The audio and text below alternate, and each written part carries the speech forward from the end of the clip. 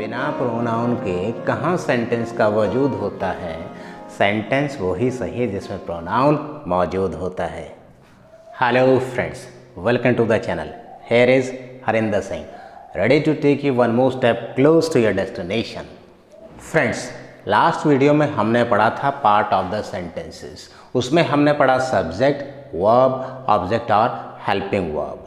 अगर हम बात करते हैं सब्जेक्ट के बारे में, तो सब्जेक्ट के तौर पर हम मैक्सिमम टाइम नाउन या प्रोनाउन का ही प्रयोग करते हैं और उसमें भी ज़्यादा से ज़्यादा हमको प्रोनाउन ही देखने को मिलता है। इसीलिए हमारे लिए ज़रूरी हो जाता है प्रोनाउन के बारे में भी हम थोड़ा सा जानकारी जुटा लें। First of all, definition of pronoun.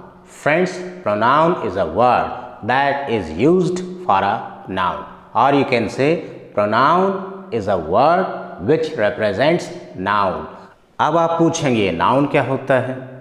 Name of anything is a noun. जो भी आपको दिखता है, जिसको आप छू सकते हैं, जिसको आप स्पर्श कर सकते हैं, जिसको महसूस कर सकते हैं, वो सब कुछ नाउन है। ये शर्ट, ये भी नाउन है। आपके ऊपर पंखा चल रहा है, वो भी नाउन है। ये बेंच नाउन है, ये कुर्सी नाउन है। दुनिया में जो भी कुछ, अरे ये दुनिया शब्द ही अपने आप में एक नाउन है। Name of anything is a noun. और नाउन की जगह पर प्रयोग किया जाने वाला शब्द प्रोनाउन कहलाता है। नाउन को रिप्रेजेंट करने वाला शब्द प्रोनाउन कहलाता है। फ्रेंड्स, प्रोनाउन मुख्य रूप से 8 प्रकार के होते हैं। Personal pronoun, interrogative pronouns, relative pronouns, demonstrative pronouns, distributive pronouns, indefinite pronouns, reflexive pronouns, reciprocal pronouns. आज हम बात करेंगे केवल और केवल पर्सनल प्रोनाउन के बारे में।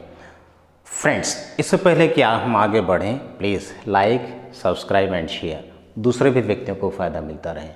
सो फ्रेंड्स, अगर बात किया जाए पर्सनल प्रोनाउन के बारे में, तो वे प्रोनाउन जो कि किसी व्यक्ति, वस्तु या किसी जानवर के लिए प्रयोग किए जाते हों, उन्हें हम कहते हैं पर्सनल प्रोनाउन। एग्जाम्पल के तौर पर अगर मैं कहूँ I am running, you are running, we are running, they are running, he is running, she is running, यहाँ पर I, you, we, they, he, she, ये सब के सब पर्सनल प्रोनाउन हैं।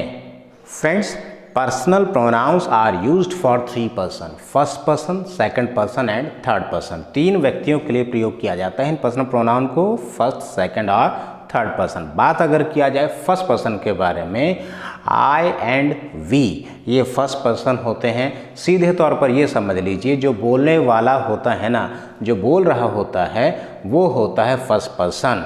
और अगर हम बात करते हैं सेकंड पर्सन के बारे में, तो यू, चाहे वो सिंगुलर हो या फिर वो प्लूरल हो, वो सेकंड पर्सन होता है। मतलब जो सुनने वाला होता है उसे हम कहते हैं सेकंड पर्सन। और अगर बात किया जाए थर्ड पर्सन के बारे में, तो थर्ड पर्सन होते हैं ही, शी, इट और दे, ये थर्ड पर्सन। सीधे तौर पर समझ लीजिए, जिसके बारे में बात की जा रही हो वे होते हैं थर्ड पर्सन।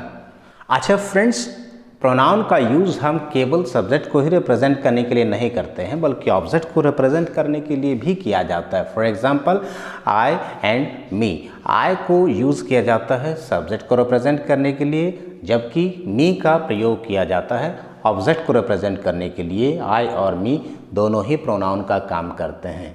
ओके फ्रेंड्स, आज जब हमने नाउन और प्रोनाउन के बारे में जान ही लिया है, तो मुझे लगता है कि एक और शब्द है जिसके बारे में मुझे थोड़ी सी जानकारी आपको दे देना चाहिए, जिसका कि प्रयोग आएगा आने वाले समय में, और वो है पॉजेसिव वर्ड्स। ये पॉजेसिव वर्ड्स क्या होते हैं? पॉजेसिव वर्ड्स वे शब्द होते हैं जो कि किसी नाउन या प्रोनाउन का किसी वस्तु, स्थान, क्रिया से रिश्ता बताते हैं, उनको हम कहते हैं पॉजेसिव वर्ड। अगर मैं कहूँ दिस इज़ माई पेन, तो यहाँ पर इस सेंटेंस में ये जो माई है ना, ये आपका पॉजेसिव वर्ड है।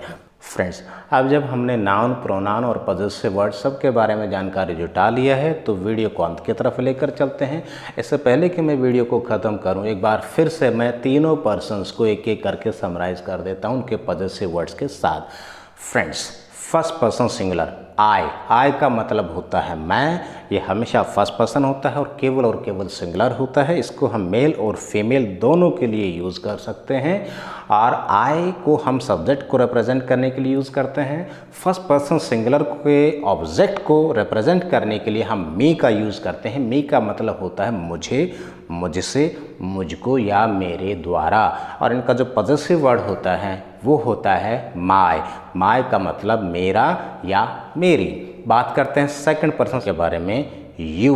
यू का मतलब होता है तुम या आप। सेकंड पर्सन सिंगुलर और प्लूरल ये दोनों होता है। अगर मेरे सामने एक व्यक्ति बैठा और मैं उससे बात कर रहा हूँ तो वो मेरे लिए यू है, बट वो सिंगुलर है। और अगर मेरे सामने कई सारे व्यक्ति बैठे और मैं सबसे बात कर रहा हूँ तो वे सब के सब मेरे लिए यू हैं, बट दे आर प्लूरल। ये मेल और फीमेल दोनों के लिए यूज़ किया जाता है। अच्छा, यू को सब्जेक्ट को रिप्रेजेंट करने के लिए भी हम यूज़ करते हैं और यू को ही ऑब्जेक्ट को रिप्रेजेंट करने के लिए भी किया जाता है। यू का मतलब तुम या आप तो होता ही है। यू का मतलब तुम्हें, तुमसे, तुमको या तुम्हारे द्वारा, इसके लिए भी हम यूज़ करते हैं। इसका जो पॉजेसिव वर्ड होता है वो होता है योर, मतलब तुम्हारा या तुम्हारी। बात करते हैं ही के बारे में। ही हमेशा थर्ड पर्सन होता है और सिंगुलर होता है। ही का मतलब होता है वह, कौन, लड़का, अकेला।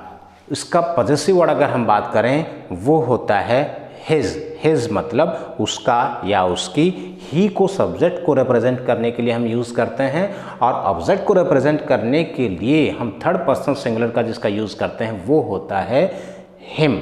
हिम का मतलब होता है उसे, उससे, उसको या फिर उसके द्वारा।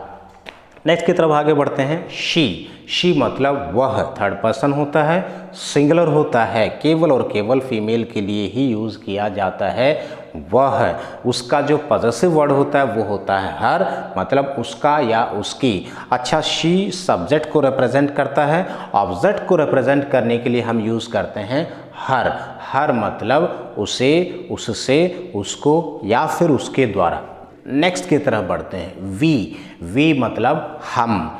ये फर्स्ट पर्सन होता है, प्लूरल होता है, मेल और फीमेल दोनों के लिए यूज़ किया जा सकता है। एक से ज़्यादा वो होता वी के लिए यूज़ होता है, राइट। वी का जो पॉजेसिव वर्ड होता है वो होता है आर, ओ यू आर। ज़्यादातर व्यक्ति इसको आवर प्रोनाउंस करते हैं। अच्छा, वी तो सब्जेक्ट को रिप्रेजेंट करता है। ऑब्जेक्ट को रिप्रेजेंट करने के लिए जिसका हम यूज़ करते हैं वो होता है अस। इसका मतलब हमें, हमसे, हमको या फिर हमारे द्वारा। नेक्स्ट की तरफ बढ़ते हैं। दे मतलब वे, जो हमसे दूर बैठे हों कई सारे व्यक्ति। ये हमेशा थर्ड पर्सन होता है और प्लूरल होता है। इसका जो पॉजेसिव वर्ड होता है वो होता है देयर, THEIR।